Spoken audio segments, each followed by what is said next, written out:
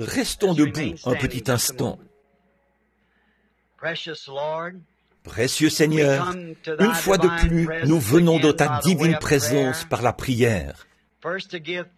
Tout d'abord, pour te rendre grâce de tout ce que tu as fait pour nous et de ce grand amour qui est dans notre cœur pour toi et pour ta parole. Seigneur, ces gens qui sont ici ce soir et que j'aime de tout mon cœur, ils ont fait des sacrifices et sont venus s'asseoir dans cette salle surchauffée et tout, parce qu'ils aiment ta parole. Et ce soir, Seigneur, nous sommes venus prier pour les malades et pour ceux qui ont des besoins. Puisse-t-il n'y avoir aucune personne faible parmi nous à la fin de cette réunion. Récompense-les pour leur fidélité, Seigneur. Parle-nous par ta parole et fortifie-nous, Seigneur, alors que nous allons de l'avant en portant l'opprobre. Quel privilège de pouvoir le faire. Nous le demandons au nom de Jésus. Amen. Vous pouvez vous asseoir.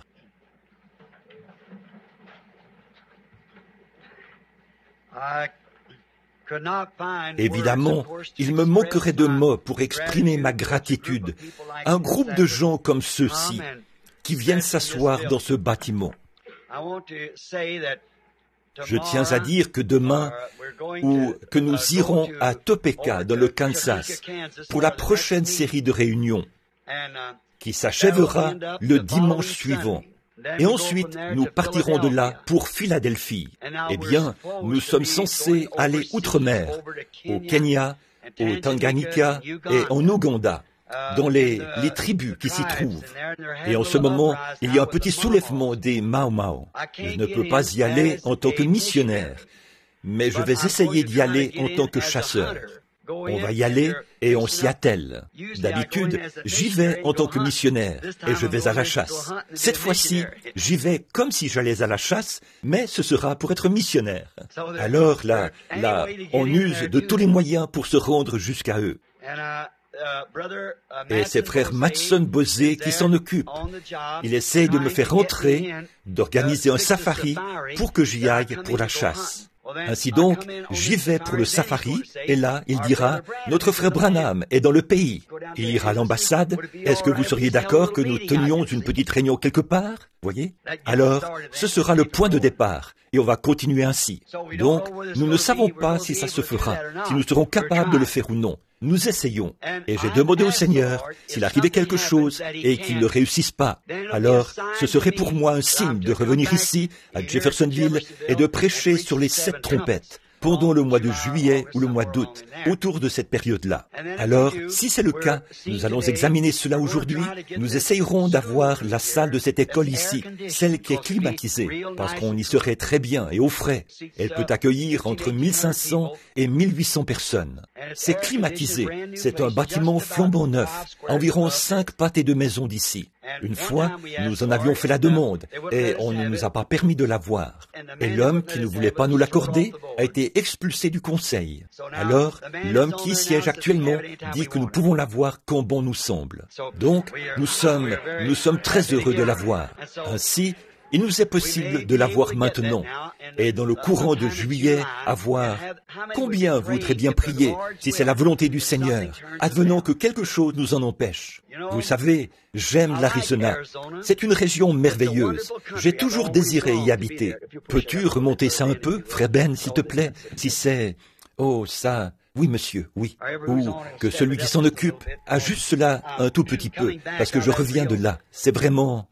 Pardon? Oh, ce sont les bandes. Oh, voici l'autre ici. Je suis désolé.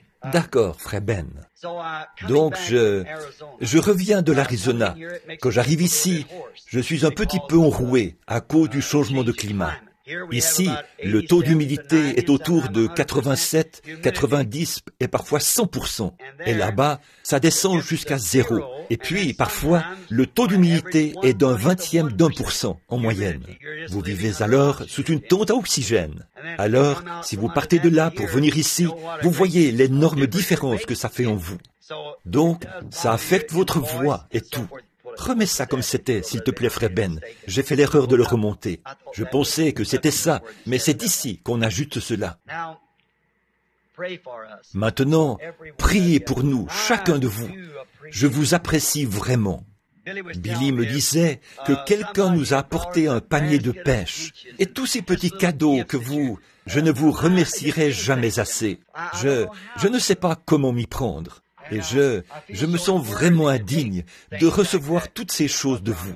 Je prie que Dieu vous bénisse et je sais qu'il le fera.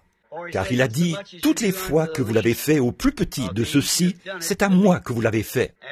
Et Dieu vous bénira, j'en suis certain. Bien que l'Arizona soit une si belle région, il y a une chose qui me manque, c'est vous. C'est vrai, vous me manquez tous. Peu importe où je vais, ce n'est pas vous. J'ai des amis partout dans le monde, mais ce n'est pas vous. Il y a quelque chose au sujet de ce petit groupe qui, je ne sais pas. Je pense à vous, et à Tucson, c'est une ville touristique, vous savez, et les églises font pression, vous savez. C'est un peu difficile. Elles ne sont pas très spirituelles. Et parce qu'il y a ces rivalités, c'est très fort. Et ça rend les choses difficiles. Si je pouvais vous avoir tous, en plus d'avoir l'église, et qu'on soit tous là-bas, je pense que ce serait très bien, voyez. Mais je suppose que tant que ceci demeure une église, et que vous continuez d'y venir tous, je continuerai d'être ici, jusqu'à ce que Jésus revienne. Alors, priez pour moi, comme je l'ai dit il y a un instant. Je ne veux pas me répéter, mais quand je me trouve devant vous, je deviens nerveux, je suis mélancolique, émotif, et aussi d'humeur changeante. Je suis comme ça au départ, alors ça fait que je suis tout chaviré à l'intérieur. Mais de savoir que peu importe où je vais, il n'y a aucun groupe sur terre que je connaisse qui me soutient comme ce groupe-ci.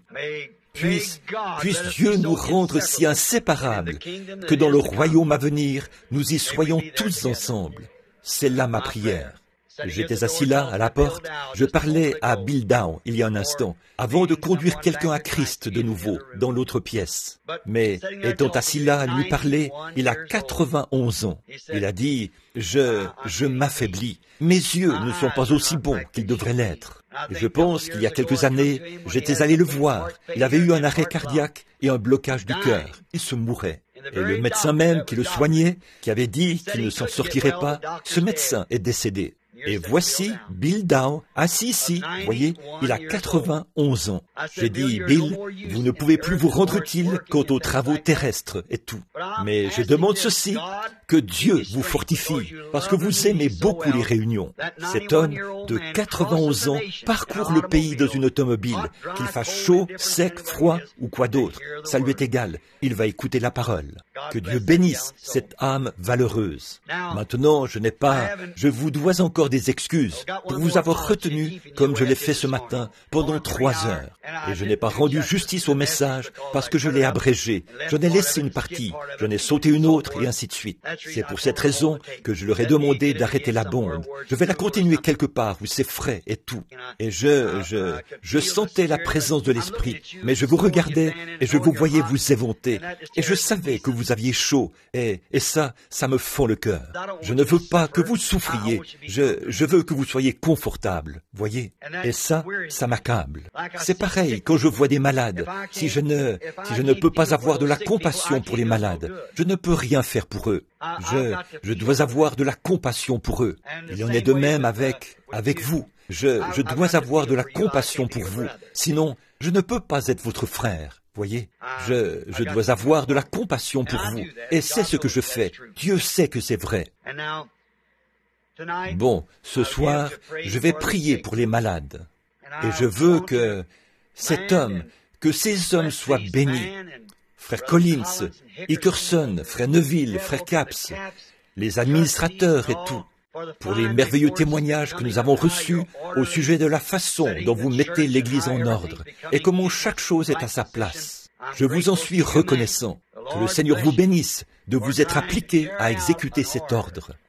Et à Tucson, je reçois lettre sur lettre. Frère Branham, ce n'est plus comme c'était. C'est si différent. On ressent tellement la présence bénie de Dieu. Et je suis reconnaissant pour ça. Que le Seigneur vous bénisse à jamais. Alors là, ce soir, je lisais un petit passage ici dans les Écritures pour peut-être en tirer quelques paroles que j'apporterai, ou lire un passage de l'Écriture, et peut-être quelques autres passages de l'Écriture, puis vous parler pendant quelques instants, et ensuite prier pour les malades. Rien que quelques instants, je surveille l'horloge, et je vais tâcher de faire aussi vite que possible. Moi, je trouve que quand un groupe de gens se réunit, sans lire la parole, ou faire quelque chose, comme un peu d'exhortation, la réunion n'est pas complète. Beaucoup d'entre vous ont attendu, beaucoup d'entre vous ont encore bien des kilomètres à parcourir ce soir. Combien j'admire cela. Et je regarde, je vois chacun et je pense à là-bas, en Arizona, je me disais, quand je le reverrai, je vais aller tout droit vers lui serrer la main et lui sauter au cou. Et voilà que vous êtes assis ici. Par qui? Par où vais-je? Vous savez, je ne sais pas par qui commencer et par qui, comment m'en sortir. Mais oui, je vous aime. Dieu vous aime aussi. Bon, je pense, si je ne me trompe pas, si je n'ai pas noté le mauvais passage de l'Écriture là, je veux lire dans 1 Corinthiens chapitre 1 à partir du verset 18 et lire aussi 2 Corinthiens 12, 11 pour en prendre un texte. Eh bien, si je peux les trouver rapidement, alors nous lirons, puis nous prierons et nous commencerons sans tarder. Je vais vous parler juste quelques minutes d'un petit sujet. Dans 1 Corinthiens chapitre 1 à partir du verset 18. Car la prédication de la croix est une folie pour ceux qui périssent, mais pour nous qui sommes sauvés, elle est une puissance de Dieu. Aussi est-il écrit, je détruirai la sagesse des sages et j'anéantirai l'intelligence des intelligents. Où est le sage? Où est le scribe? Où est le disputeur de ce siècle? Dieu n'a-t-il pas convaincu de folie la sagesse du monde? Je peux répéter ça? Dieu n'a-t-il pas convaincu de folie la sagesse du monde? Alors, la sagesse du monde, qu'est-ce que c'est? La folie. Dieu n'a-t-il pas convaincu de folie la sagesse du monde?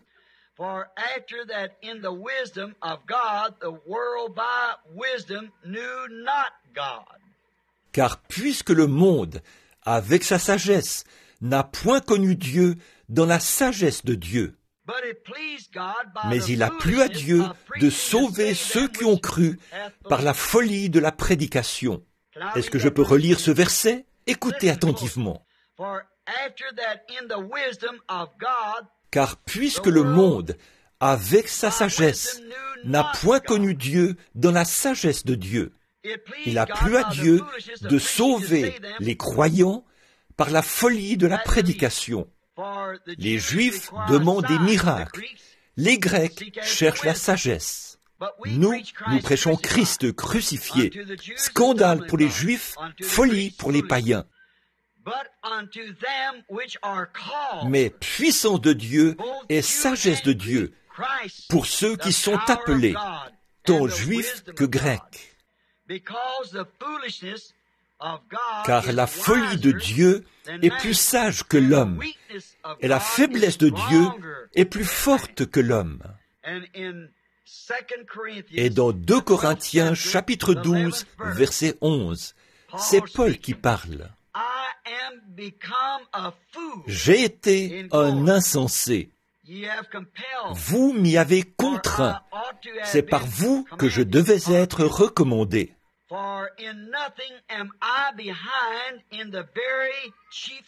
Car je n'étais inférieur en rien à l'apôtre par excellence.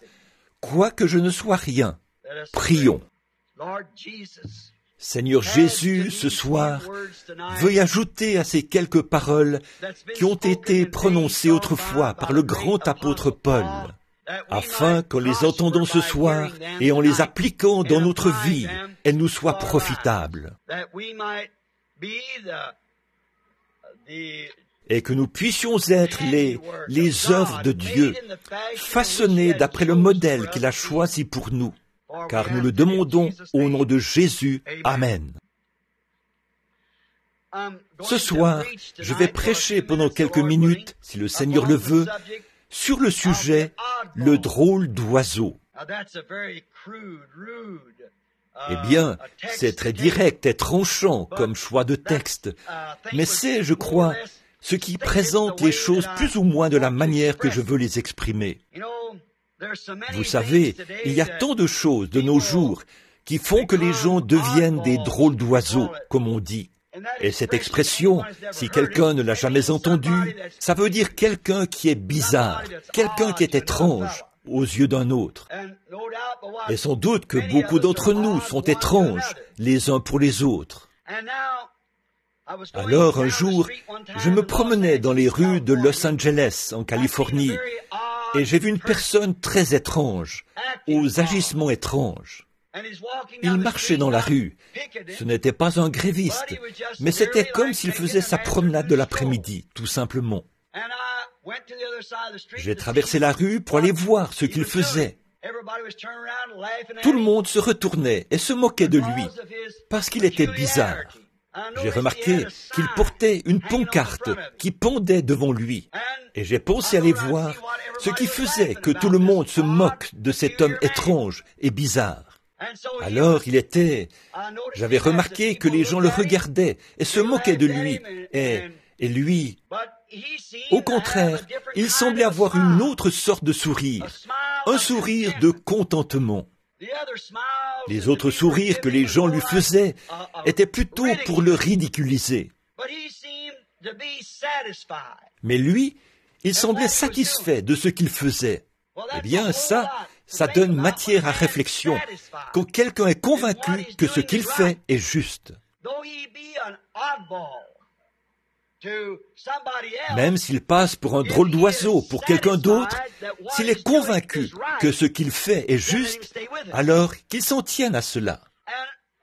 Et comme je m'approchais du jeune homme, j'ai remarqué que sur sa poitrine, sur une pancarte ou un panneau, c'était écrit « Je suis un fou ». Et en bas, il y avait « de Christ ». « Je suis un fou » en grandes lettres.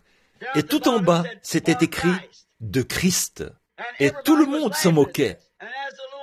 Et comme ce jeune homme se frayait un chemin à travers la foule de moqueurs et de ricaneurs, je me suis retourné pour voir ce qu'il y avait dans son dos. Et il y avait un grand point d'interrogation dans son dos. Et tout en bas, ça disait « Et toi, de qui es-tu le fou ?» Eh bien, je me suis dit que là, il avait raison, vous voyez. Mais il semblait satisfait d'être un fou de Christ. Et c'est ce que Paul a dit qu'il était devenu, un fou de Christ. Frère Troy, des hommes d'affaires du plein évangile, un de mes très bons amis, est un boucher. Et une fois, il avait contracté une sorte de microbe à la main en découpant du porc. Un homme qui s'y connaît ou une femme saurait de quelle sorte de microbe il s'agit. Mais ça vous ronge complètement. Alors, pour lui sauver la vie, ils ont dû lui amputer 3 doigts. Ainsi, il n'a que 2 doigts à une main. Mais il continue son travail de boucher. Et il y avait un jeune Allemand qui travaillait avec lui dans une boucherie, là, à Los Angeles. Alors il essayait constamment de conduire ce jeune Hollandais à Christ. Il disait qu'il était un luthérien et que ça lui convenait très bien. Il était satisfait d'être un chrétien parce qu'il faisait partie de l'église luthérienne, comme il l'avait précisé. Donc, un soir, frère Troy a eu le privilège de l'amener à l'église. Il s'appelait Henri, et Henri en allemand, c'est Heinrich. On l'appelait donc Heini. Vous avez entendu cette appellation-là. Il a dit, Heini, ça te dirait d'aller à l'église avec moi ce soir? Eh bien, a-t-il dit, je crois que j'irai. Il est donc allé à une réunion à l'ancienne mode, où ils avaient une réunion de prière, et il a été tellement repris dans sa conscience qu'il a donné son cœur à Christ. Oh, le lendemain, ce jeune Hollandais se réjouissait. De temps à autre, il marchait dans le bâtiment, les mains en l'air, en disant « Que Dieu soit loué! Merci Seigneur Jésus !» Et il a attiré l'attention de tous, de tout le monde. Vous voyez, il est devenu un drôle d'oiseau pour toute l'équipe de bouchers. Il se mettait à découper de la viande, là, il se mettait à penser au Seigneur, et il se mettait à pleurer. Il déposait le couteau, faisait des va-et-vient dans les allées, pas comme un hystérique, mais juste dans un élan d'amour pour Christ, en disant « Oh, comme je t'aime, Jésus !» Vous savez, en faisant les 100 pas. Le patron est arrivé et l'a vu agir ainsi. Il a vu aller marcher en pleurant. Le patron, il n'avait même pas remarqué la présence du patron. Il pensait à Jésus. Il s'est mis à marcher, les mains en l'air, les larmes coulaient sur ses joues. Et il disait « Oh Dieu, comme je t'aime !» Et le patron lui a dit « Heini, qu'est-ce qui a bien pu t'arriver ?» Il a dit « Tout le monde dans l'équipe en parle. Qu'est-ce qui a bien pu t'arriver, Heini ?» Le jeune Hollandais a répondu « Oh patron, il a dit, gloire à Dieu, j'ai été sauvé. » Il a dit « Tu as été quoi ?» Il a dit « J'ai été sauvé. » Il a ajouté « Je suis allé avec frère Troy à une petite mission près d'ici et j'ai été sauvé. Jésus est venu dans mon cœur et je suis tellement rempli d'amour. » Il lui a dit « Tu as dû aller parmi cette bande de cinglés. » Là, frère Branham utilise le mot anglais « nat » qui signifie à la fois écrou mais aussi au figuré cinglé. Il a répondu « Oui. » Il a dit « Gloire à Dieu !» Il a dit « Merci mon Dieu pour les cinglés !» Il a dit « Vous savez, prenez une automobile qui circule sur la route et retirez-en tous les écrous, les cinglés. Il ne vous reste plus qu'un tas de ferraille. » Eh bien, je ne sais pas, mais il me semble que le jeune Hollandais avait pas mal raison. Retirer tous les écrous, c'est ce qui maintient la chose en place. Et je pense que parfois, c'est ce qui maintient l'Église en place. C'est ce qui maintient la civilisation en place. Bon, il y a quelques jours, je revenais d'une visite à Prescott. J'observais le désert et j'ai remarqué qu'au-delà de Phoenix, ils ont les jardins japonais. Et il s'y trouvait des fleurs, de jolies fleurs. Or, là-bas, quand j'étais jeune, je conduisais le bétail partout dans ces endroits-là. Il n'y avait pas d'herbe, donc le bétail ne se nourrissait que de fruits de cactus, c'est tout. Et là, j'ai remarqué qu'il y a eu une sorte de reproduction adaptée au désert. Au désert, on voit des cactus et des fleurs. Et chez moi, là-bas, ou plutôt la maison que nous louons, Sœur Larson, je crois qu'elle était ici ce matin, je l'ai vue. Elle a un parterre de fleurs à l'extérieur de la maison, un peu de terre. Il n'y a que du sable là-bas. Alors, elle a mis un peu de terre dans un grand parterre de fleurs de chaque côté de la maison jumelée. Et chaque matin, je dois sortir pour arroser ces fleurs. Si je ne les arrose pas, elles vont mourir. Et puis, je dois aussi prendre un vaporisateur pour les vaporiser, afin de les protéger contre les pucerons. Sinon, les insectes les dévoreraient. Puis, vous allez juste un peu plus loin, à 9 mètres de là. Des fleurs y poussent. Elles poussent là, dans le désert. Vous pourriez creuser à une profondeur de 6 mètres, et ce serait comme une poudrière. Rien d'autre que de la poussière, et aucune goutte d'eau. Qui est-ce qui les vaporise? Voyez? Ces autres fleurs dans le parterre, si vous négligez de les vaporiser et de les arroser, les termites ou les insectes, les pucerons les dévoreront. Par contre, les pucerons ne peuvent pas s'attaquer à celles qui sont dans le désert. Et elles n'ont pas besoin d'être dorlotées et arrosées chaque jour. C'est la production du Créateur. L'autre, c'est une reproduction hybride. Et je pense qu'aujourd'hui, la raison pour laquelle le christianisme est devenu, pour des gens, une affaire de cinglés, c'est parce qu'on a un tas de reproduction et non d'authentiques chrétiens. Un tas de gens qu'il faut dorloter et vaporiser afin de les garder dans l'Église. Je m'imagine ce qu'était la toute première Église en comparaison avec cette reproduction d'aujourd'hui.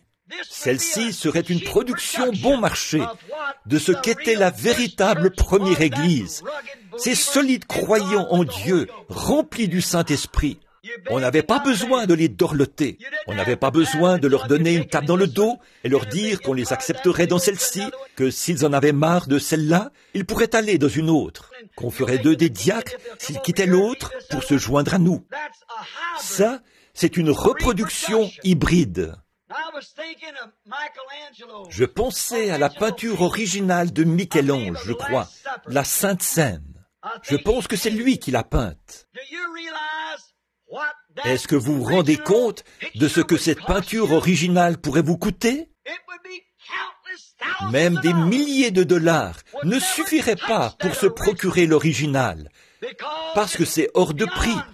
Sa valeur est extrêmement élevée. Mais vous pouvez en acheter une reproduction bon marché pour environ 2 dollars. C'est pourquoi, de nos jours, les gens ne peuvent pas comprendre la robustesse des véritables et authentiques croyants. Ils sont devenus des cinglés. Vous savez, le monde devient tellement encrouté dans ses habitudes que de temps à autre, on a besoin d'un cinglé pour redresser tout ça. Il faut que quelqu'un d'un peu différent entre en scène et qu'il soit un cinglé pour cette génération-là. Je me demandais l'autre jour, qui en est capable? Qui, de nos jours, n'est pas cinglé? Aux yeux d'un autre, vous êtes un cinglé. Je crois que le monde entier est en train de perdre la raison. Saviez-vous que c'est un temps où les gens ne peuvent pas discerner entre le bien et le mal, ou entre la vérité et l'erreur? Savez-vous que les politiciens ne peuvent pas discerner le bien du mal? Vous les voyez garder le silence sur la question du vote pour le retour de la Bible à l'église ou le retour de la Bible à l'école? Ils ne savent pas dans quelle direction le vent de la politique va souffler. Pensez-y, je ne sais pas ce qu'il en est dans l'Indiana en ce moment, mais dans l'État de l'Arizona, c'est illégal de lire la Bible à l'école. Je crois que c'est la même chose dans l'Indiana et presque partout aux États-Unis. Parce qu'une femme incrédule a modifié tout le programme. Et souvenez-vous, c'est illégal de lire la Bible dans nos écoles publiques, mais ce sont les impôts payés par des croyants qui financent l'enseignement de l'incrédulité à l'école. La politique, il nous faut un autre Abraham Lincoln, il nous faut un autre Patrick Henry, il nous faut un Américain qui peut prendre position, peu importe les enjeux politiques, et appeler le bien bien et le mal mal. Saviez-vous que de nos jours, les prédicateurs sont incapables de discerner ce qui est bien, soit la parole de Dieu, soit l'église dénominationnelle? Ils ne savent pas quel chemin prendre. Ils sont incapables de discerner entre le bien et le mal. Je sais que la Bible dit cela, mais notre église dit. Voyez, les gens sont incapables de discerner le bien du mal. Or, tout ce qui est contraire à la Bible, c'est faux. La parole de Dieu est vraie, que toute parole d'homme qui est contraire à cela soit reconnue pour mensonge. Et essayez de prendre position dans un temps comme celui-ci, de prendre position pour le bien, vous devenez un cinglé. Prenons quelques personnages. Je peux imaginer le prophète Noé, à cette grande époque où il a vécu. Ce grand âge scientifique où on construisait les pyramides et les sphinx, où on pouvait démontrer par la recherche scientifique qu'il n'y avait pas d'eau dans les cieux. Ce vieil homme est arrivé là et a déclaré « La pluie viendra du ciel ». Noé était un cinglé pour cette génération-là. Il était devenu un cinglé. Considérons Moïse. Moïse, quand il est allé voir Pharaon, comme nous le disions ce matin, Moïse est allé voir Pharaon et il lui a dit, « Le Seigneur m'a envoyé pour faire sortir ses esclaves. » Avec un bâton à la main, face à la grande armée qui avait conquis le monde entier. Pharaon, avec tout son génie scientifique, s'est dit que Moïse était un cinglé. Et c'est ce qu'il était à leurs yeux, un cinglé. Je peux imaginer le prophète Élie, en sa grande époque, un âge formidable de la mode, où Akab et Jézabel dirigeaient le monde, pour ainsi dire, à cette époque-là. Tous les vêtements et les accessoires de mode que Jézabel voulait porter. Et comment elle avait convaincu toutes les femmes de se vêtir comme elle. Son maquillage et tout, sa mise, sa manière d'être habillée. Et quand un vieux détraqué, comme Élie, est entré en scène pour s'opposer à toute la nation, pour Akab, c'était un cinglé. C'est vrai. Amos, le prophète, quand il est arrivé en Samarie, à l'époque où la Samarie était comme Hollywood aujourd'hui, avec ses femmes dans les rues, leur habillement, même des adultères qui se commettaient en public, leur mauvaise conduite et leur manière de vivre là-bas, permettant aux hommes, ce qui se passe sous vos yeux de nos jours, c'est pratiquement commettre un adultère en public. Je suis allé à un certain endroit l'autre soir pour chercher quelque chose à manger, et il y avait là de jeunes garçons et de jeunes filles qui s'enlaçaient et s'embrassaient comme je ne sais quoi. Et savez-vous, ma jeune sœur, que ça, c'est un adultère potentiel? Quand un homme vous embrasse, il a potentiellement commis un adultère avec vous. Vous ne devriez jamais le laisser vous embrasser jusqu'à ce que vous soyez mariés. Car les glandes, qu'il s'agisse des glandes mâles ou des glandes femelles, se trouvent dans les lèvres. Comprenez-vous? Et lorsque les glandes, mâles et femelles, s'unissent, peu importe où vous le faites, vous avez potentiellement commis un adultère. Vous ne devriez pas laisser un garçon vous embrasser tant que le voile n'a pas été levé de votre visage et que vous êtes devenu sa femme. Ne faites pas ça. C'est commettre un adultère. C'est mélanger les glandes mâles et femelles. Pourquoi un homme n'embrasse-t-il pas un homme? Ou une femme n'embrasse-t-elle pas une femme sur les lèvres? Parce que les glandes ne se croisent pas. Les enfants naissent par le croisement des glandes. Donc, encore une fois, c'est pratiquement l'adultère en public, partout. Regardez ce qu'on montre à l'écran et tout. Ces caresses et ces mauvaises conduites. Pas étonnant que l'immoralité soit à la hausse. Comment peuvent-ils agir ainsi? S'exciter à force d'embrasser ces femmes sur la bouche, sachant que c'est de l'adultère. Dieu ne vous le pardonnera pas, à moins de vous repentir. Et là, quand il est arrivé, ce grand prophète, Amos, il est connu comme l'un des prophètes mineurs, parce qu'il y a très peu d'écrits à son sujet, mais il avait la parole du Seigneur. Il a jeté un coup d'œil sur cette ville. Tout s'adonnait. Dans les parcs, des hommes étaient assis avec leurs bras autour des femmes, et des femmes avec leurs bras autour des hommes. Tout simplement une Hollywood moderne. Et il a parcouru cette ville en leur disant « Repentez-vous, sinon vous périrez ». C'était un cinglé. Il s'était pratiquement déclaré fou à leurs yeux. Jean-Baptiste, quand il est entré en scène pour les dénominations religieuses de cette époque, c'était un cinglé. Il avait la possibilité de devenir sacrificateur, de suivre les traces de son père, mais il a refusé de le faire, parce que Dieu l'avait tenu à l'écart de ses credos et de ses dénominations, parce que son travail était trop important. C'est lui qui allait annoncer la venue du Messie. Et comme il n'avait rien à faire avec les pharisiens, les sadducéens et tous les autres, il a rejeté tous ces groupes de gens. Et il leur a dit, ne vous mettez pas à dire, nous avons Abraham pour père, car je vous déclare que de ces pierres, Dieu peut susciter des enfants à Abraham.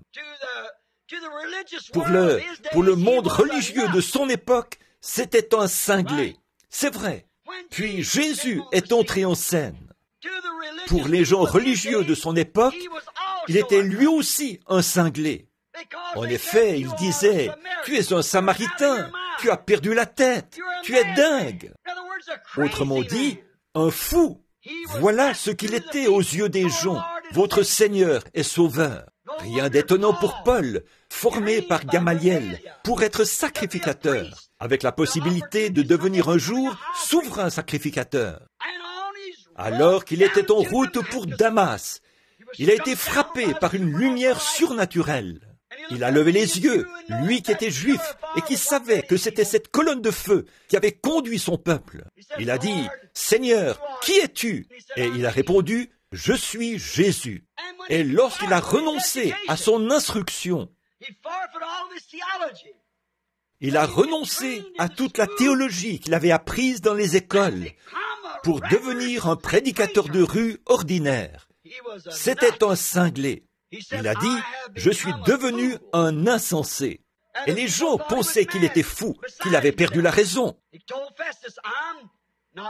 Il a dit à Festus, « Je ne suis pas fou. » Il venait de connaître le Seigneur. Cependant, connaître le Seigneur au sein d'un groupe religieux, j'espère que vous ne manquerez pas ceci. Connaître Jésus de nos jours au sein d'un groupe religieux fait de vous un cinglé. Ça n'a pas changé. Je pourrais m'étendre longtemps là-dessus, mais je veux me dépêcher à cause de la ligne de prière. Martin Luther, ce jeune prêtre allemand, qui un jour tenait en main l'Eucharistie, il l'a jeté sur les marches et a dit, « Ceci n'est pas le corps de Jésus-Christ. Ce n'est que du pain qu'on a fait cuire là-bas. » Puis il a déclaré, « Le juste vivra par la foi. » Pour l'Église catholique, c'était un cinglé. On aurait pu l'assassiner pour ça, mais c'était un cinglé, et ils l'ont simplement laissé tranquille. Mais pour cette génération-là, il était devenu un cinglé. John Wesley, à l'époque où l'immoralité battait son plein en Angleterre. Là, si le réveil wesleyen n'était pas entré en scène, le monde entier était corrompu. Il y avait de l'immoralité partout. Et l'église anglicane s'était tellement éloignée qu'il n'y avait plus de réveil, dont la pensée était calviniste. Et John Wesley est entré en scène avec la parole de la sanctification pour nettoyer cette immoralité. Il était devenu un cinglé. Une fois là, je cite le livre de M. Wesley. Il marchait le long d'un sentier, et un membre de l'église anglicane, ils se disaient tous qu'il était fou. Alors cet homme lui a barré la route. M. Wesley était un petit bout d'homme. Ce grand gaillard se disait qu'il allait tout bonnement lui donner une claque. Il lui a donc barré la route. M. Wesley s'est avancé et a dit, « Excusez-moi, monsieur, voudriez-vous vous écarter du chemin ? Je suis pressé. » Et cet anglican lui a répondu, « Pour un insensé, je ne m'écarte pas du chemin. » M. Wesley a poliment incliné son chapeau, l'a contourné et il lui a dit, « Moi, je le fais toujours. » Donc, vous voyez, c'était lui qui était cinglé. L'un l'était pour Christ, l'autre l'était pour l'Église. Donc, vous êtes néanmoins un cinglé aux yeux de quelqu'un. Quand les pentecôtistes sont entrés en scène, il y a 50 ans, on disait, « Ces gens sont des fous. » C'étaient des cinglés, c'est vrai. Parce qu'ils condamnaient toute la corruption qu'il y avait eu au cours des âges de l'Église, au moment où ils sont entrés en scène. Mais qu'est-ce que les pentecôtistes ont fait? Ils sont retournés tout droit au vomissement qu'ils avaient quitté, tout droit dans la corruption dénominationnelle.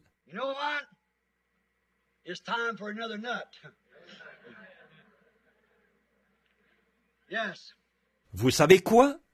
Il est temps d'avoir un autre cinglé. Oui, il est temps d'en avoir un autre, c'est vrai.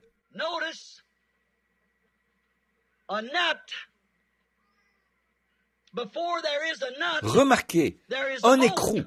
Avant qu'il y ait un écrou, il faut un boulon pour l'y visser.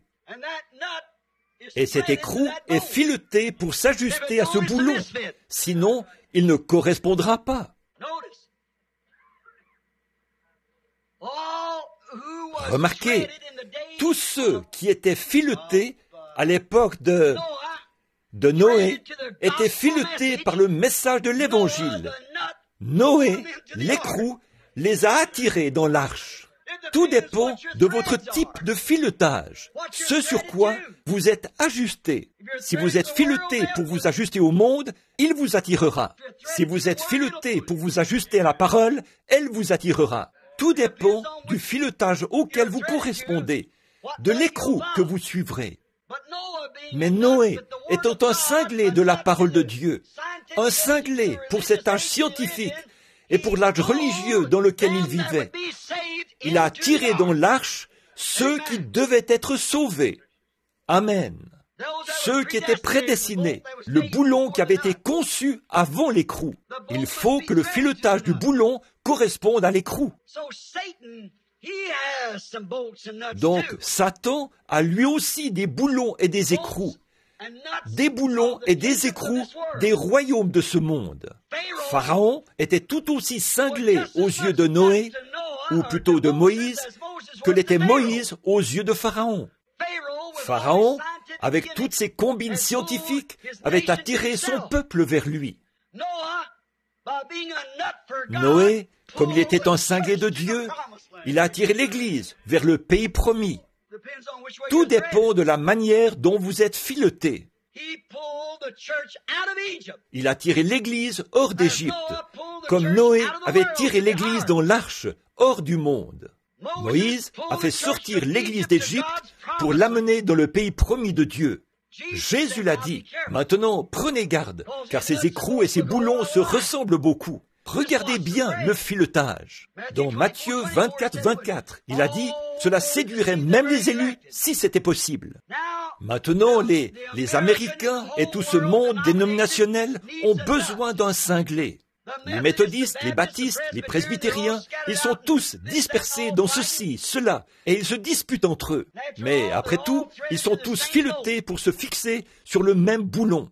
Alors Dieu leur a donné un boulon et leur a envoyé un écrou, le Conseil mondial des Églises.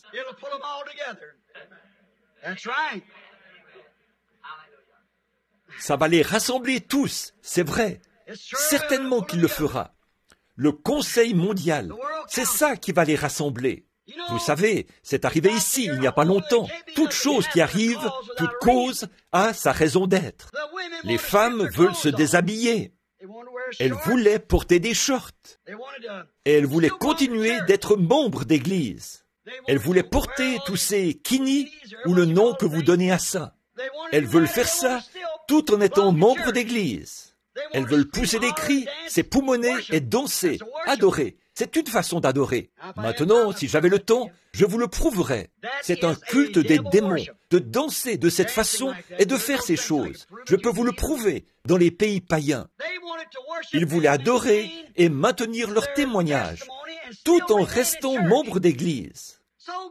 Alors Dieu leur a donné un cinglé, 2 ou 3. Un qui s'appelle Elvis Presley, un autre Pat Boone, puis Ernie Ford. Ils peuvent chanter des cantiques et tout le reste, et prétendre néanmoins qu'ils sont chrétiens. Ce sont des écrous. Ils ne sont pas filetés pour la parole, c'est vrai. Bon, j'ai dit que j'allais finir dans une demi-heure, et mon temps est écoulé. Mais écoutez, le monde veut un écrou. Le diable s'assure qu'il l'est. Ils sont déjà filetés pour cela. Mais alors que le monde est en train d'être fileté pour un écrou, il y a un peuple qu'on appelle l'épouse. Elle aussi est filetée. Aussi sûr que je me tiens ici, Dieu leur enverra un écrou qui tirera l'épouse hors de ce chaos pour l'amener dans la présence de Dieu.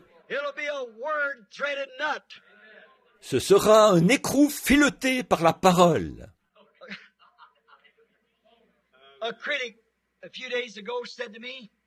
Il y a quelques jours, un critique m'a parlé à Tucson. Il a dit, vous savez, certaines personnes font de vous un cinglé et d'autres font de vous un dieu. J'ai répondu, eh bien, en quelque sorte, il n'y a pas de mal à ça. Je savais qu'il essayait de me critiquer, voyez. Il a dit, les gens croient que vous êtes un dieu. J'ai dit, eh bien, seulement, je sais que les gens ne faisaient pas ça. Mais je savais qu'ils ne comprenaient pas ça, parce qu'ils faisaient partie de l'autre camp, vous voyez. Donc, je savais qu'ils ne le savaient pas. Alors, j'ai dit, ce n'est pas trop éloigné de la parole de Dieu, n'est-ce pas? Voyez, juste pour qu'ils sachent que nous ne sommes pas perdus. Nous savons où nous en sommes. Nous connaissons le genre de voile que nous avons hissé et le genre de vent qui souffle dans celle-ci. Nous connaissons notre type de filetage et nous connaissons notre écrou. Nous savons comment nous y tenir. J'ai dit, ce n'est pas tout à fait contraire à la parole de Dieu, n'est-ce pas? J'ai dit, rappelez-vous, quand Dieu a envoyé Moïse vers les enfants d'Israël, Dieu a fait de Moïse un Dieu, c'est vrai.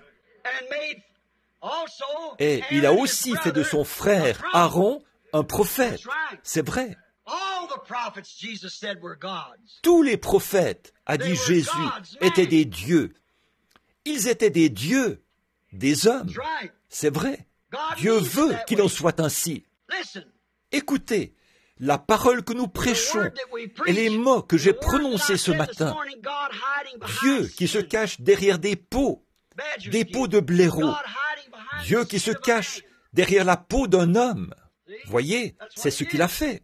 Quand Dieu s'est manifesté au monde, il se cachait derrière un voile, derrière la peau d'un homme appelé Jésus.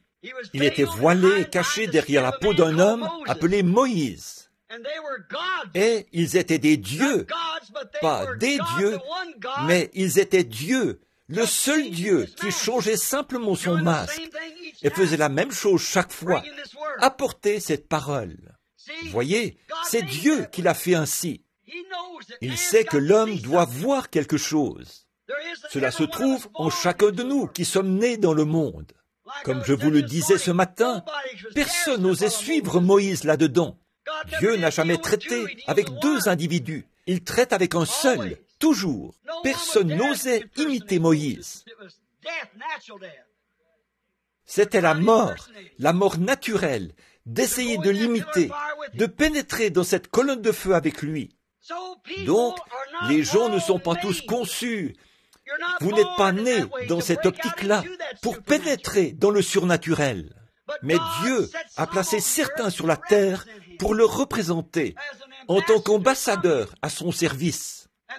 Et cet ambassadeur est établi par Dieu pour pénétrer dans la glorieuse dimension inconnue du surnaturel. Discerner et rapporter des choses que la pensée naturelle ne peut pas percevoir. Ça révèle le mystère de Dieu, annonce les choses qui sont en cours, les choses qui ont été et les choses qui sont à venir. Qu'est-ce que c'est? C'est Dieu, Dieu derrière des peaux humaines. C'est tout à fait vrai. Sam Conley habite à Tucson. Il était venu ici une fois, il y a bien des années, en compagnie de M. Kidd, et il avait été guéri d'un ulcère qu'il avait depuis de nombreuses années. Lorsque j'y suis allé l'automne dernier, Sam avait un calcul qui avait été examiné par le spécialiste là-bas, à Tucson. C'était aussi gros qu'une bille. Frère Sam Conley, beaucoup d'entre vous ici le connaissent. Il vient de l'Ohio et il était allé chez le médecin et il lui a dit « Sam, prépare-toi pour la semaine prochaine. Je vais extraire ce calcul. » C'était quelques jours auparavant. Il a dit « Est-ce que ça peut s'évacuer naturellement, docteur ?» Il a répondu « C'est impossible. Ce calcul est trop gros. » Donc, il l'a fait monter dans une voiture pour le ramener chez lui. Puis, il m'a appelé. Il a dit, « Je veux que vous veniez prier pour moi, frère Branham. » Pourquoi m'a-t-il appelé pour une telle chose? Et je me suis mis à prier pour lui. J'ai dit, « Sam, c'est ainsi dit le Seigneur. Le calcul va s'évacuer naturellement. » Et le lendemain matin, il est allé porter le calcul au médecin.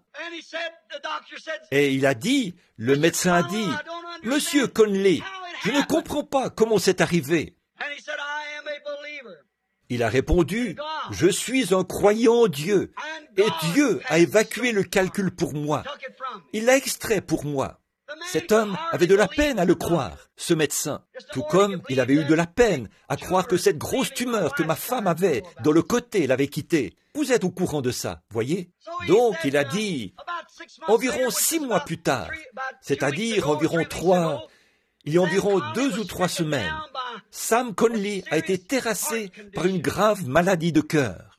Je ne connais pas le nom, un infarctus ou une espèce de blocage du cœur, ou peu importe ce que c'est. C'est très dangereux. On ne peut pas en guérir, à ce qu'on dit. Une crise cardiaque, puis son cœur a bloqué. Et ses membres avaient tellement enflé que ses chevilles étaient plus grosses que ses jambes, jusqu'ici vers ses hanches. Donc, on l'a amené chez le médecin. Le médecin a dit, amenez-le à la maison tranquillement, ou à l'hôpital. Sam a dit, je ne veux pas aller à l'hôpital. Il a dit, amenez-le à la maison et mettez-le au lit. Ne bougez ni la tête, ni les mains, ni les pieds pendant 6 mois. Il a ajouté, vous risqueriez de mourir d'une minute à l'autre. Puis, frère Norman a appelé, et nous sommes allés voir frère Sam ce soir-là. Et quand nous avons prié pour lui, le Seigneur a parlé. Et le lendemain matin, Sam est allé au cabinet du médecin, a retroussé son pantalon, s'est placé devant le médecin et lui a dit, « Docteur, regardez-moi ». Et le médecin lui a fait passer un électrocardiogramme. Et il a dit, « Je ne comprends pas ça ». Il a dit, « Retournez au travail ». Il a dit, « À quelle église appartenez-vous » Il a dit, « Je n'appartiens à aucune d'elles ». Il a dit, « Vous ne pouvez pas être chrétien sans appartenir à une dénomination. Il le faut. » Voyez, c'est tout ce que le médecin savait. Pour lui, Sam était un cinglé. Et lui, il était un cinglé pour Sam de poser une telle question.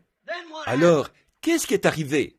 Sam est venu me voir et il a dit, « Qu'est-ce que je peux dire à quelqu'un qui me dit de telles choses, frère Branham? Dites-leur que vous appartenez à la seule et unique Église. On n'y adhère pas, ce n'est pas une dénomination, on y entre par une naissance. » Il y a environ 6 mois, une jeune dame s'appuyait contre le sein de sœur Norman. Son nom m'échappe. Une très jolie jeune femme d'environ 30 ans. Elle et son mari s'étaient séparés. Elle souffrait de leucémie. Elle était dans un état tel qu'elle n'arrivait pratiquement plus à se déplacer. Finalement, les choses ont empiré au point que les médecins ont dû l'aliter. Et les médecins lui rendaient visite en attendant que sa dernière heure arrive. Ils lui donnaient jusqu'au mercredi suivant. Elle devait mourir au plus tard le mercredi. Et d'une façon ou d'une autre, Madame Norman l'a fait sortir du lit et l'a amenée. Elle devait la maintenir assise dans une chaise. Et comme la jeune femme était assise là, se balançant d'avant en arrière, aussi grisonnante qu'elle pouvait l'être, le teint jaune, à cause du cancer, de la leucémie. J'ai dit, eh bien, je peux prier pour vous, ma sœur. Et elle essayait de parler, les larmes aux yeux. Elle a dit, je lui ai dit, êtes-vous chrétienne? Elle a répondu, je suis méthodiste. J'ai dit, je vous ai demandé si vous étiez chrétienne. Elle a dit, voulez-vous dire si j'appartiens à l'église chrétienne? J'ai dit, non madame, je veux dire, êtes-vous née de l'Esprit de Dieu et aimez-vous le Seigneur Jésus? Elle a dit, eh bien, j'ai toujours appartenu à l'église. J'ai dit, si Dieu vous laisse vivre, me promettez-vous que vous reviendrez me voir pour que je vous montre le chemin du Seigneur plus clairement? Elle a dit, je promets à Dieu n'importe quoi. S'il épargne ma vie, je le servirai. Au même instant, une vision est apparue. J'ai dit, ainsi dit le Seigneur. Ne vous préparez pas, déchirez vos arrangements funéraires pour après-demain. C'était le lundi et elle devait mourir le mercredi. Vous n'allez pas mourir. Dimanche passé, il y a exactement une semaine, je me suis assis avec elle dans le bureau. Elle avait pris une 15aine de kilos. Le médecin a dit qu'on ne pouvait plus trouver la moindre trace de leucémie. Elle voulait en savoir plus et je l'ai envoyée là-bas dans un fossé d'irrigation pour se faire baptiser au nom de Jésus-Christ. Selon la voix du Seigneur. C'est peut-être cinglé, mais si je suis élevé, j'attirerai tous les hommes à moi. Je suis allé rendre visite au jeune homme qui enregistrait les bandes ici, Léo Mercier. Il a un parc de maisons mobiles. J'avais prié pour certaines personnes et j'avais prié pour une petite dame du nom de Locard, je crois. Et elle avait subi 14 opérations pour le cancer. Les médecins l'avaient condamnée. J'avais prié pour elle et je lui avais dit qu'elle ne mourrait pas, mais qu'elle vivrait. et on n'en trouve plus la moindre trace. À cause de ça, 28 membres de sa famille qui étaient là ont été sauvés et remplis du Saint-Esprit. C'est peut-être cinglé, mais ça attire tous les hommes qui veulent venir à lui. C'est fileté par la parole. Vous voyez ce que je veux dire? J'ai reçu une lettre qui est arrivée avant-hier. C'est dans mes dossiers, là derrière. L'automne dernier, pendant une partie de chasse, ou plutôt le printemps dernier, c'était il y a un an, un jeune Indien du nom d'Oscar, avec qui nous allons à la chasse, là, dans les chemins. C'est là que l'ange du Seigneur, comme je vous l'avais dit ici même, allait amener ce caribou et ce grizzly argenté. Vous vous en souvenez tous. Alors, ce jeune homme, quand je suis entré il est entré dans la tente le printemps dernier, et quand Bad m'a demandé d'implorer la bénédiction, il avait enlevé ses gants. Il faisait du cheval. Il a enfilé ses gants et il était prêt à partir. Il était catholique. Il ne voulait rien avoir à faire avec ça. L'automne dernier, lorsqu'il en a eu l'occasion, il se trouvait à mes côtés, alors que sa mère se mourait d'une crise cardiaque là-bas. Il a dit, « Ne voulez-vous pas revenir et prier pour elle ?» Je suis retourné dans la petite cabane des Indiens là-bas. Et là, ils s'étaient tous rassemblés autour de cette mère, alors qu'elle se mourait. Elle ne parlait pas un mot d'anglais. Le Saint-Esprit est descendu et a dit à cette mère, à travers un interprète, sa fille, ce qui était arrivé et ce qu'il en était. Il l'a même appelée par son nom et lui a dit ce qu'elle était et de quelle tribu elle était issue et comment ceci se produirait. Et cette mère a été guérie instantanément. Et le lendemain matin, je suis retourné les voir. Je devais parcourir 60 kilomètres à cause d'une brebis. Ils étaient tous assis là. Elle était toute montée sur un cheval pour retourner faire sécher de la viande d'orignal. Et j'ai dit, hier soir, que je priais, j'ai dit, notre Père qui es aux cieux. J'ai dit, Louise, c'était une prière catholique. Vous avez tous emboîté le pas. Et ensuite, bien entendu, je vous ai laissé. Et j'ai dit, maintenant, je vais simplement remercier Dieu. Nous ne récitons pas des prières, nous prions. Elle a répondu, nous, plus être catholiques. Elle a dit, nous croire comme vous croire. Nous voulons que vous nous emmeniez tous pour nous baptiser de la manière dont vous baptisez. Nous désirons recevoir le Saint-Esprit. Lors du voyage de retour, ce jeune homme avait perdu ses chevaux des mois auparavant et il n'arrivait pas à les retrouver. Et le guide le réprimandait sévèrement. Il disait, « Oscar, tu savais bien qu'il ne fallait pas laisser ses chevaux comme ça. À cette heure-ci, les ours, beaucoup de grizzlies, ont sûrement déjà mangé ses chevaux. » Et il demeurait près de moi. Puis, il a dit un soir, il a dit, « Moi, vous demandez quelque chose. » J'ai dit, « Oui. » Il a dit, « Frère Branham, priez Dieu, que Dieu me redonne mes poneys. » J'ai dit, Bad a dit que l'ours les a mangés. Il a dit, Frère Branham, demandez à Dieu que Dieu redonne à Oscar ses poneys. J'ai dit, tu crois ça, Oscar? Il a dit, je crois. Dieu a guéri ma mère.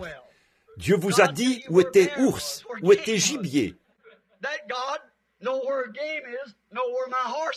Ce Dieu qui sait où est gibier, sait où est mes chevaux. Voyez? Il y a un an, alors que je me tenais là avec Fred Sothman, qui est ici ce soir, et mon fils, Billy Paul, le Saint-Esprit est descendu. J'ai dit, Oscar, tu retrouveras tes poneys. Ils seront debout dans la neige. Voilà la lettre qu'il m'a écrite la semaine passée. Elle est arrivée ici et je l'ai reçue vendredi. Elle est là, dans mes dossiers en ce moment.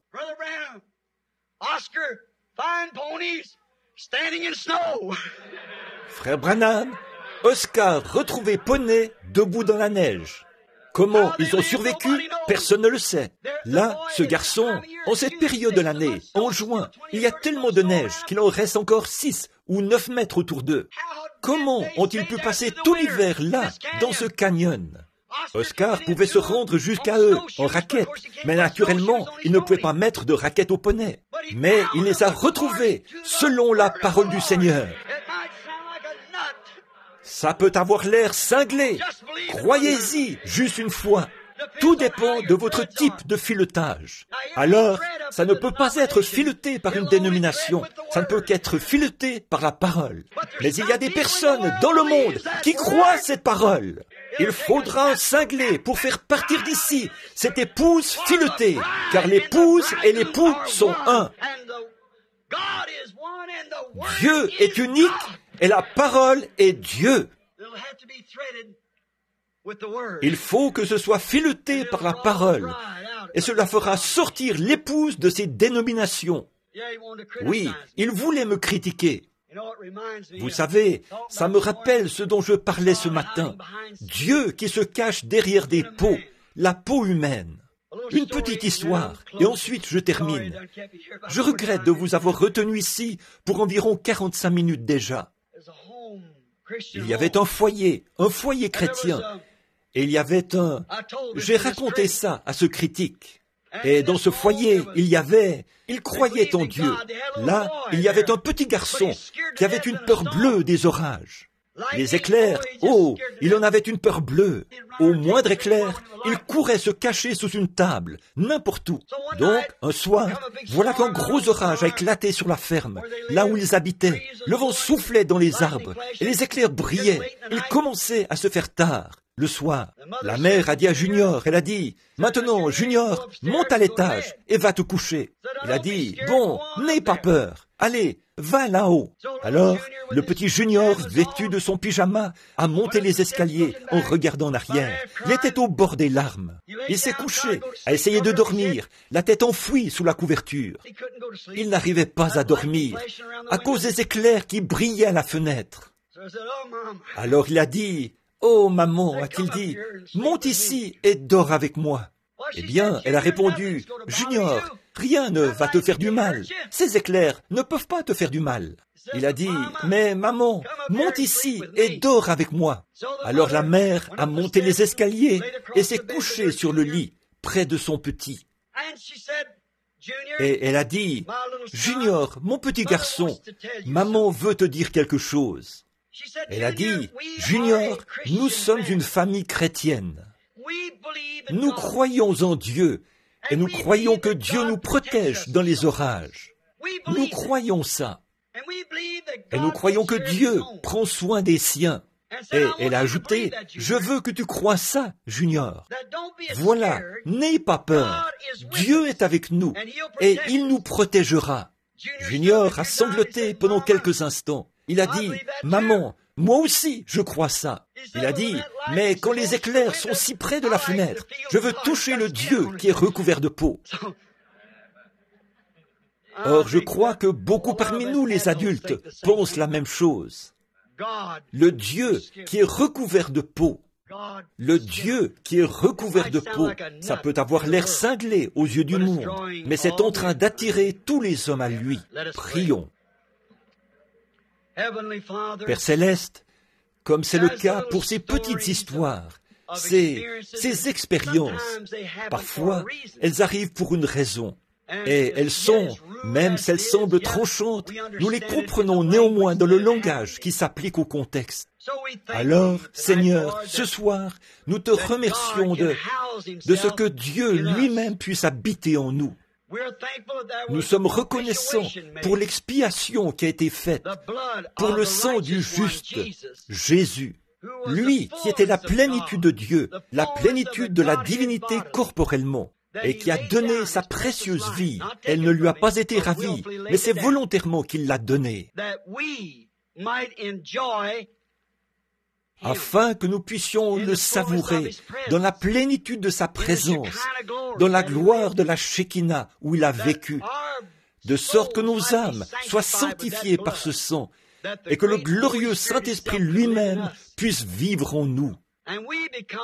Nous devenons alors des docteurs, des prophètes, et ainsi de suite, pour les gens, pour ceux, Seigneur, qui sont dans le besoin, des dons de Dieu. Dieu lui-même qui manifeste et fait rayonner les grands dons de Dieu au cours de cet âge moderne. Et cette expression qui manque de délicatesse, Seigneur, être cinglé.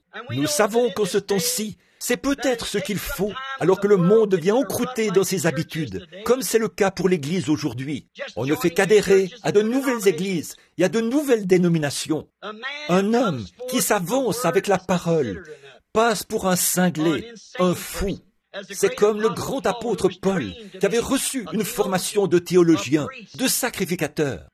Et pourtant il a dit qu'il était devenu un insensé pour la gloire de Dieu.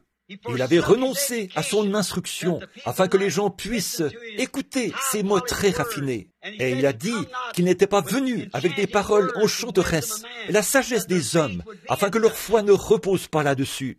Combien l'Église se tourne vers ça aujourd'hui, comme il l'avait prophétisé. Après mon départ, il s'introduira des loups qui n'épargneront pas le troupeau. Mais il a dit qu'il était venu vers eux avec la puissance et les manifestations du Saint-Esprit, afin que leur foi soit en Dieu. Père, il est devenu un insensé aux yeux du monde pour avoir connu Jésus. Et c'est pareil pour nous aujourd'hui, Seigneur. Il y a des gens assis ici qui sont traités de fous parce qu'ils sont prêts à mettre leur confiance en Dieu pour leur guérison, pour leur destination éternelle. Ils mettent leur réputation en jeu en l'adorant.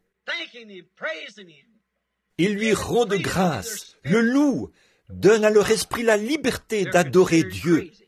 On les traite de fous.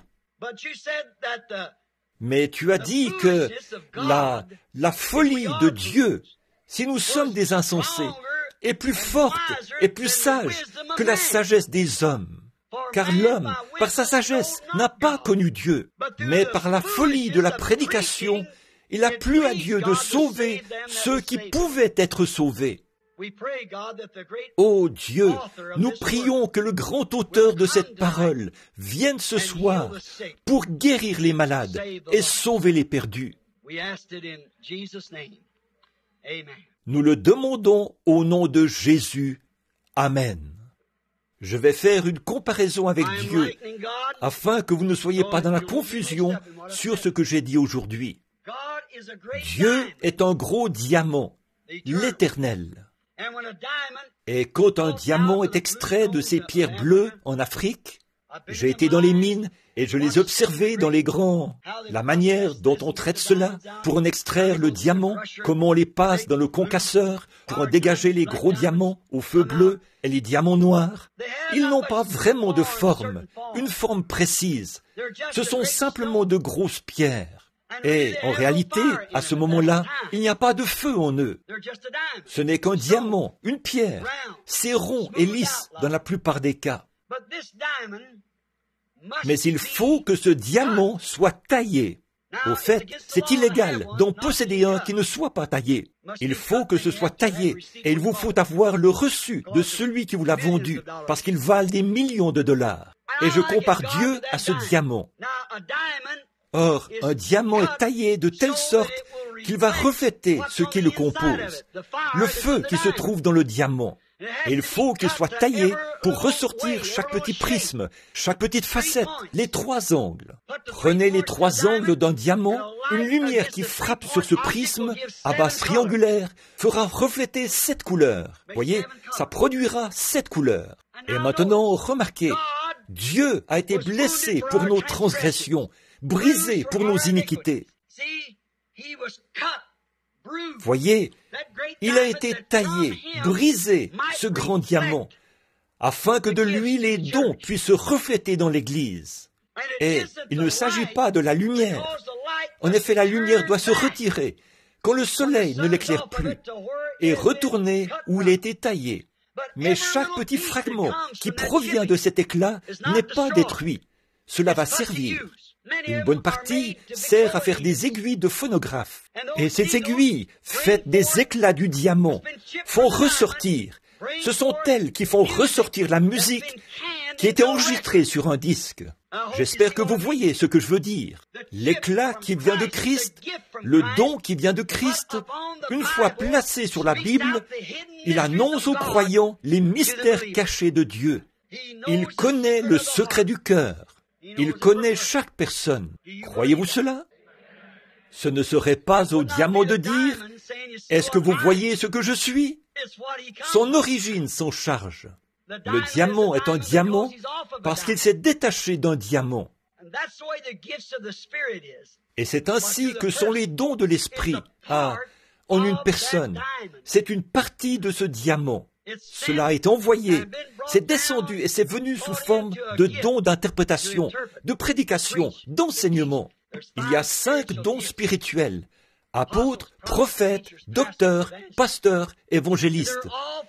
Et ils servent tous à l'édification du corps de Christ. Et aussi sûr qu'il y a des docteurs, des pasteurs, il doit y avoir des prophètes. Nous le savons. Et nous croyons que Dieu doit être manifesté au dernier jour parmi son peuple, à la semence élue, selon la Bible, sous la forme d'un prophète. C'est tout à fait conforme à la parole. Non pas que l'homme soit Dieu, c'est plutôt le don qui est Dieu. Voyez? Et c'est ça, l'aiguille. Or, une épingle ne va pas jouer ce disque correctement. Une aiguille à coudre, ordinaire, ne le fera pas jouer correctement. Par contre, un diamant, c'est ce qu'il y a de mieux. Ce qui fait ressortir le son clairement, c'est une aiguille à pointe de diamant. Puisse Dieu, ce soir, que le disque de votre vie, tout ce qui ne va pas chez vous, tout ce que vous désirez de Dieu,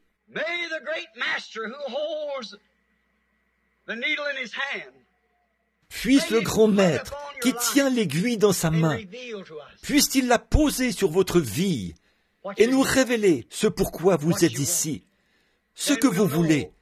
Alors nous saurons qu'il est ici. Père Céleste, veux nous l'accorder avant que je commence cette ligne de prière. Ce n'était pas mon intention de le faire, mais veuille nous l'accorder, afin que les gens sachent. Il se peut qu'il y ait des étrangers qui sont ici pour qu'on prie pour eux. Je ne les connais pas, mais toi, tu les connais. Et Paul a dit, si vous parlez en langue et qu'il n'y a pas d'interprétation ni d'édification qui sont données, les gens diront que vous êtes fous. Mais si quelqu'un prophétise et révèle ce qu'il y a dans le cœur, alors ils diront, Dieu est réellement parmi vous. Qu'il en soit ainsi de nouveau, ô Dieu, en cette heure tardive.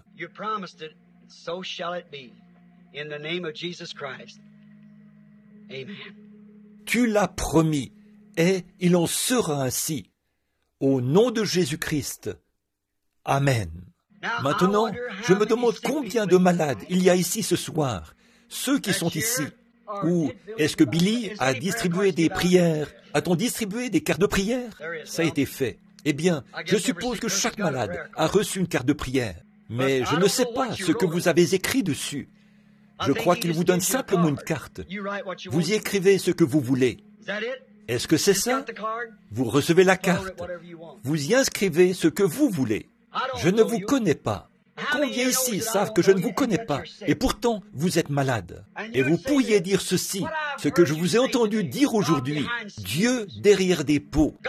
Dieu derrière une peau humaine qui se voile. Mais si vous avez des yeux spirituels, vous pourriez les ouvrir et le voir qui il est. Et vous croyez cela. Jésus a dit, celui qui croit en moi, les œuvres que je fais, il les fera aussi.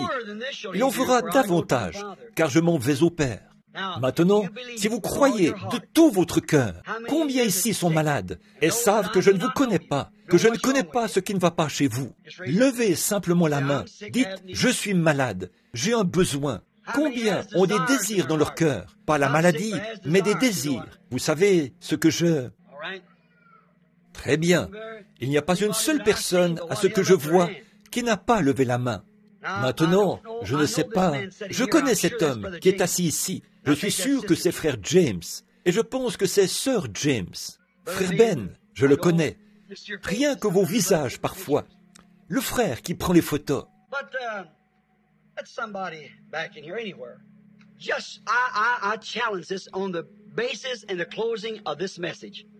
Mais que quelqu'un là au fond, n'importe où, juste, je lance ce défi sur la base de ce message comme je termine. Savez-vous que Dieu a promis que ceci arriverait dans les derniers jours? Il a fait la promesse, voyez? Eh bien, je ne peux pas faire arriver cela, voyez? Je ne peux pas le faire. C'est lui qui doit le faire. C'est lui qui le fait, pas moi. Mais je crois en lui. Sinon, je ne me tiendrai pas ici à vous dire des choses que je ne crois pas. Maintenant, priez et dites, Seigneur Jésus, la Bible m'enseigne que maintenant même, tu es un souverain sacrificateur qui peut être touché par le sentiment de nos infirmités, peu importe où vous êtes. Et dites simplement, je crois en toi, et par la foi, je crois ce que cet homme a dit aujourd'hui. C'est ce que l'ange m'a dit. Amène les gens à te croire. Et si c'est la parole de Dieu que j'annonce, il ne s'agit pas de me croire, il s'agit de croire la parole. Si ce n'est pas conforme à la parole, alors n'y croyez pas. Mais si vous croyez que c'est la parole, alors peu importe ce que c'est, priez et croyez. Et voyez s'il peut encore révéler ce qu'il y a dans votre cœur. Et tout le monde sait que la Bible dit que la parole de Dieu est plus tranchante qu'une épée à deux tranchants. Et elle juge les sentiments et les pensées du cœur. C'est comme ça qu'Abraham a su que c'était Dieu. Lorsqu'il a fait savoir ce que Sarah disait, là derrière dans la tente, ce qu'elle pensait. Quand il a dit « Je te visiterai », et Sarah a pensé dans son cœur, ce n'est pas possible. Bon, j'ai dit qu'il est ici pour vous guérir. Qu'en pensez-vous? Si seulement vous pouvez croire. Or, je ne le peux pas. Je n'en ai aucun moyen. Le Père Céleste le sait. Voyez? Il faut juste que je le voie. Et ce que je vois, je le dis. Et ce que je ne vois pas, évidemment, je ne peux pas le dire. Mais il est tout autant Dieu. Est-ce que cela augmenterait votre foi s'il le faisait? De prêcher comme ça, c'est comme si cela me déroute un petit peu. Mais il est ici. J'en suis conscient. Watching a man as he bowed his head right back here, his wife sitting by and praying also. Right here. J'ai observé cet homme qui a courbé la tête, juste là, au fond. Sa femme est assise près de lui. Elle prie aussi, juste là. Vous avez quelque chose sur votre cœur. Votre femme est en train de prier. Vous avez un fardeau sur votre cœur. C'est pour votre belle-mère. C'est vrai. Croyez-vous que Dieu peut me dire ce qui ne va pas chez votre belle-mère? Je ne vous connais pas. Nous sommes des inconnus l'un pour l'autre. Donc, c'est vrai? Croyez-vous que Dieu peut me dire ce qui ne va pas chez elle? Elle n'est pas ici. Je vois une grande distance. Elle est à l'est d'ici. Elle est dans l'Ohio. C'est vrai. Elle souffre d'une maladie du sang. Demandez à votre femme de prendre ce mouchoir sur lequel elle pleure et de le poser sur elle. Ne doutez pas, elle se rétablira. Croyez-vous cela? Voici une jeune dame qui est assise juste ici devant moi. Elle pleure. Quelque chose ne va pas chez cet enfant. Je ne sais pas. Non, il n'y a rien qui ne va pas. Elle a simplement un désir. Elle désire recevoir le baptême du Saint-Esprit. C'est ainsi dit le Seigneur. Croyez, mon enfant, vous allez le recevoir. C'est vrai. Ne doutez surtout pas. Voici une dame assise ici, au bout de la rangée. Elle prie. Je suis un inconnu pour elle, mais elle est couverte d'une ombre. Vous avez subi des opérations. Nous sommes des inconnus l'un pour l'autre, je suppose. Je ne vous connais pas. Vous ne me connaissez pas, à moins peut-être d'avoir entendu parler de moi. Vous n'êtes pas d'ici. Vous êtes une inconnue parmi nous. Vous êtes du Wisconsin. La ville, c'est Milwaukee. Et votre problème, c'est le cancer. C'est sur votre sein. Vous avez subi des opérations l'une après l'autre, mais sans succès. Puis cette foi qui a touché le bord de son vêtement. Croyez cela maintenant même.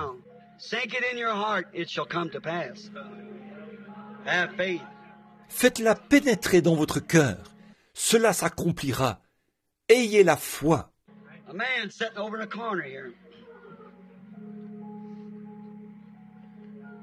Un homme est assis dans ce coin-ci. Il prie pour sa mère. Il m'est inconnu. Je ne le connais pas, mais il prie pour sa mère. Et sa mère a la même chose que cette femme, un cancer. Ou plutôt, elle en a peur, c'est ça. Il y a un homme pour qui vous priez, et cet homme souffre du dos. Il est aussi, je le vois, en état d'ivresse. C'est un alcoolique, c'est votre frère. Vous n'êtes pas d'ici, vous êtes de l'Illinois. Croyez-vous que Dieu peut me dire votre nom?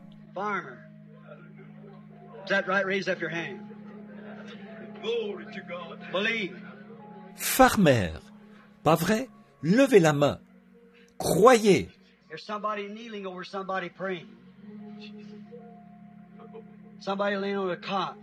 Il y a quelqu'un qui est à genoux pour prier pour quelqu'un. Cette personne est couchée sur une civière. Très bien. Madame, croyez-vous que ce que vous avez entendu est la vérité? Vous le croyez. Si je pouvais vous guérir, je viendrais le faire. Mais vous avez déjà été guéri par Christ. Vous voyez, vous devez simplement le croire. Cette dame qui se tient là, en train de prier, elle priait pour que vous soyez touchés. Je ne vous connais pas, mais Dieu vous connaît. Vous venez également de l'extérieur de la ville. C'est vrai, vous venez de l'Illinois. C'est exact. La ville s'appelle East Moline, dans l'Illinois. Vous souffrez du cancer. Vous êtes la femme d'un prédicateur. Est-ce que vous croyez? Vous mourrez couché là. Pourquoi ne l'acceptez-vous pas ce soir en disant « Je le peux, dans mon cœur, je place ma foi au-dessus de tout ce qui est ici. Je crois que je suis guéri. Je suis dans la présence de Dieu. » Levez-vous, croyez, rentrez chez vous et soyez guéris. Et voilà, croyez-vous de tout votre cœur? Louons Dieu. Père Céleste, nous te remercions pour toute ta bonté et ta miséricorde. Nous te remercions, car tu es encore ici, au beau milieu de tous ces ennuis. Dans ce monde perverti, tu es ici malgré tout. Que ton esprit, Seigneur, demeure à jamais avec nous. Nous voyons que tu es ici, un Dieu recouvert de peau. Dans des cœurs humains, donnons la foi, la révélation et la vision. Tu es Dieu dans ton Église, Dieu dans ton peuple. Nous te remercions pour ceci, Seigneur. Puisse chaque personne croire ce soir d'un même accord et puisse-t-il être guéri. C'est par le nom de Jésus-Christ que je prie. Amen. Combien de personnes là-bas ont des cartes de prière de ce côté-là? Que ceux qui sont de ce côté-là reculent et qu'ils viennent ici au milieu de cette allée.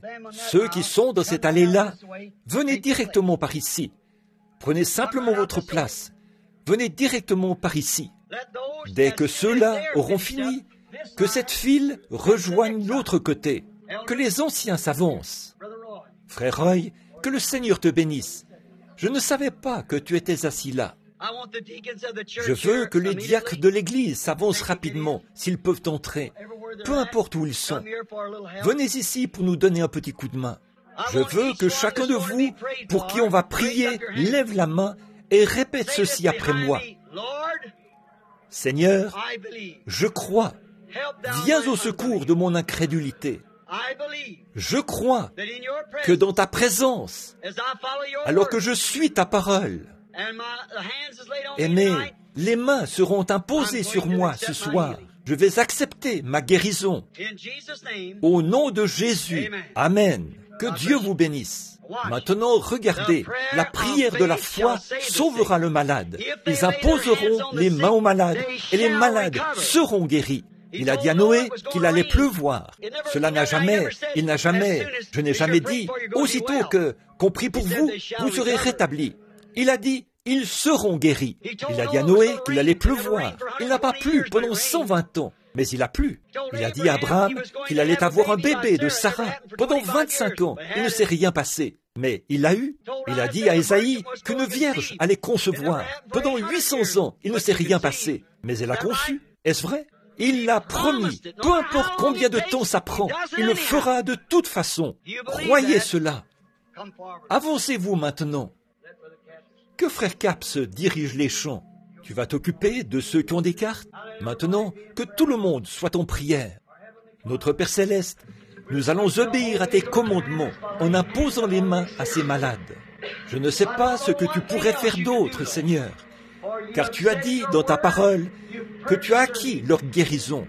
Tu as prouvé que tu es ici avec nous ce soir par la parole qui peut discerner les pensées qu'il y a dans le cœur. Tu l'as prouvé que tu es parmi nous. Et je te prie, Père, de rendre ta parole qui ne peut pas faillir, tellement réelle pour chaque cœur. Toi qui as dit, si vous pouvez croire cela, de ne pas douter, mais de croire cela, dites à cette montagne, ôte-toi de là, et ne doutez pas, mais croyez que cela arrivera. Il n'a pas dit quand. À la Pentecôte, tu as dit aux gens d'aller attendre là-haut. Tu n'as jamais indiqué l'heure, ni le jour. Tu as dit, jusqu'à ce que. Maintenant, ils viennent pour accepter leur guérison. Puissent-ils ne penser à rien d'autre que le fait qu'ils sont guéris, jusqu'à ce que vienne leur délivrance. Nous t'obéissons en leur imposant les mains en tant que croyants, au nom de Jésus-Christ. Amen. Très bien. Approchez-vous maintenant. Vous êtes guéris. Que Dieu vous bénisse. Allez-y, c'est bien. Tout est possible. Crois seulement. Crois seulement. Crois seulement. Tout. Seigneur Jésus, je prie maintenant pour ces mouchoirs. Au nom de Jésus-Christ, Amen. Je me demande si nous pourrions changer ces paroles. Maintenant, je crois. C'est maintenant que je crois.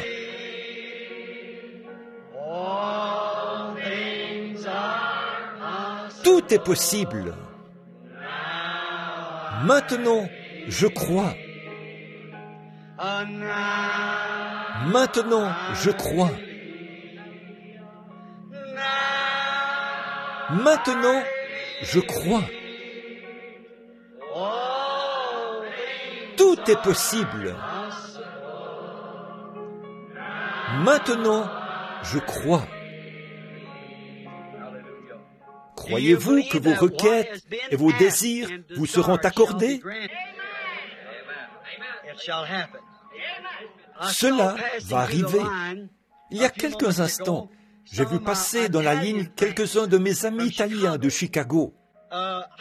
Combien connaissent Sœur Bottazzi de Chicago?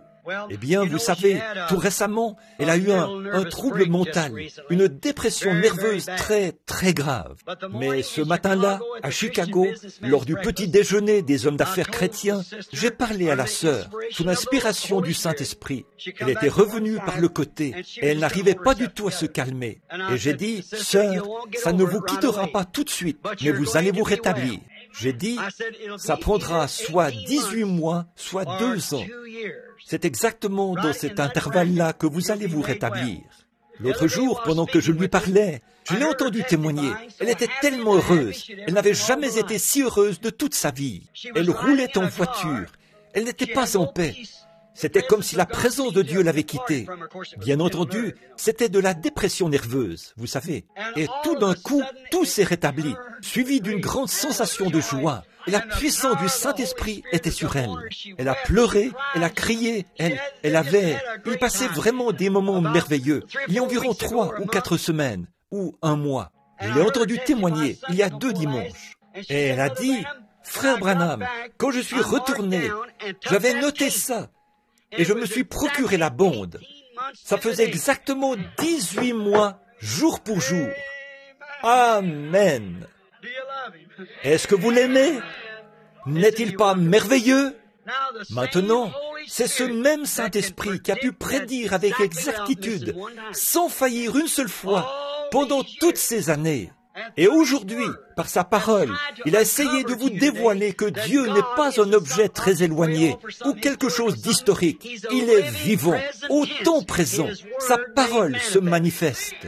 Il se cache derrière un voile humain dans son Église. se révèle par votre foi et par ma foi, unis ensemble, quand nous nous rassemblons pour former une entité de Dieu. Je ne peux rien faire sans vous. Vous ne pouvez rien faire sans moi. Nul ne peut faire quoi que ce soit sans Dieu. Donc, tous ensemble, cela forme une entité, une connexion. Dieu m'a envoyé dans ce but. Vous croyez cela? Et voilà, ça arrive. C'est exactement ça, voyez, parfaitement confirmé. Peu importe ce qui ne va pas chez vous, ce que n'importe qui a dit, si de tout votre cœur, vous croyez que vous allez vous rétablir, rien ne pourra jamais l'arrêter. C'est ce qu'il a dit. Et il a dit, les cieux et la terre passeront, mais ma parole ne faillira pas. Croyez-vous cela? Combien prieront pour moi, pour la prochaine série de réunions où j'irai? Je suis celui qui a besoin de prière. Voyez, tout le monde m'a rejeté, voyez, sauf vous. Et pourtant, il y a une semence là-dehors. J'ai envoyé une lettre en Afrique du Sud. Ils ne veulent pas me laisser venir, à moins que je signe un document stipulant que je baptiserai tout le monde 3 fois d'un côté, une fois pour le Père, une fois pour le Fils et une fois pour le Saint-Esprit, vers l'avant, et que de l'autre côté, je baptiserai vers l'arrière, une fois pour le Père, et que j'enseignerai que c'est ça, la doctrine. Je leur ai écrit une lettre. J'ai dit, le Saint-Esprit essaie de me faire revenir en Afrique ces dernières années. Il veut utiliser mon ministère là-bas, où 30 000 personnes ont accepté Christ en un après-midi. J'ai dit, souvenez-vous que le sang de ces âmes retombera sur vous et non sur moi. J'ai offert de venir, mais vous n'en voulez pas. Je me demande ce qu'il en sera en ce jour, alors que Jésus, le Fils de Dieu, a été mis hors de l'Église et que la parole a été rejetée. Mais malgré tout cela, il continue de se faire connaître à son peuple. N'en êtes-vous pas reconnaissant? Et ce soir, je suis passé leur imposer les mains à des femmes âgées, des jeunes, des vieux, des jeunes hommes, des hommes âgés, tout trempés de sueur comme je le suis. J'ai pensé, ils sont assis là à écouter cette parole que le reste du monde considère comme de la folie. Voyez, ils sont le boulon, voyez. Dieu est ici pour le fileter, afin de vous dégager de la maladie. C'est une promesse de la parole. Souvenez-vous bien de ceci. Ça va commencer à se resserrer. Je les attirerai. Si je suis élevé, je les attirerai. Il va vous dégager de cela, assurément. Croyez-le tout simplement. Ayez foi en lui. Ne doutez pas de lui. Croyez-le. Priez pour moi. Quand vous n'aurez personne d'autre pour qui prier, pensez à moi.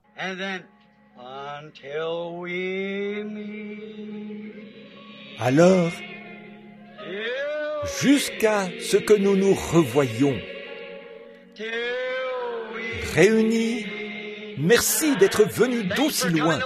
Que Dieu vous protège alors que vous rentrez chez vous. Réunis, saluez tous les chrétiens, saluez-les de la part de ce groupe qui est ici. Que la paix de Dieu repose sur vous. Shalom.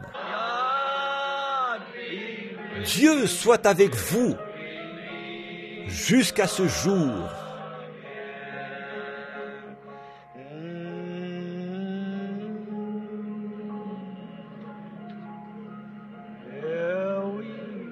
Jusqu'à ce que nous nous revoyions.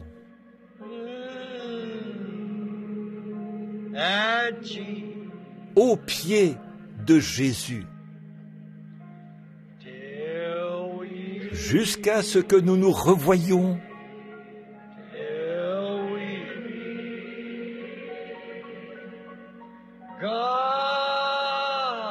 Dieu soit avec vous jusqu'à ce jour. Je suis si heureux. Vous voyez, il y a des choses, bien des choses que je ne sais pas, mais il y a certaines choses que je sais. Je suis tellement reconnaissant pour vous. Je suis si heureux d'être associé avec vous. Je suis si heureux d'être l'un de vous. Que Dieu soit avec vous, il le sera. Il ne vous délaissera jamais. Il ne vous abandonnera jamais. Il ne vous quittera pas. Vous avez franchi le voile à présent. Voyez, je suis si content ce soir de voir Frère Palmer. C'est l'un de nos pasteurs associés ici. Il vient de la Géorgie. Frère Junior Jackson est quelque part dans le bâtiment, dans un coin à l'arrière. Nous sommes contents de la voir. Frère Don Raddle est assis ici. Oh, il y en a tellement. Je ne sais pas si j'ai oublié quelqu'un. Frère Ben Bryant est ici et beaucoup d'autres sont ici, de bons frères. Willard Collins, nous sommes si contents de vous avoir tous ici.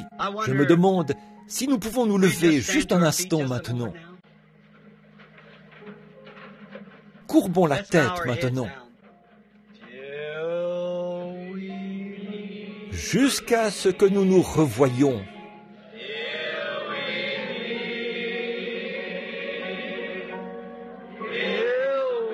Réunis aux pieds de Jésus. Jusqu'à ce que nous nous revoyions. Jusqu'à ce que nous nous revoyions. Dieu soit avec vous jusqu'à ce jour. Ressentez-vous ce rapprochement dans la communion avec l'Esprit? Fredonnons cela. J'ai remarqué que frère McKinney de l'Ohio est avec nous. Frère John Martin est son frère. Nous sommes si contents de vous avoir tous. Il se peut que je ne vous vois même pas, mes frères. Il vous connaît. Jusqu'à ce que nous nous revoyions. Puisse mon cœur et le vôtre être unis au cœur de Dieu. Jusqu'à ce que nous nous revoyions.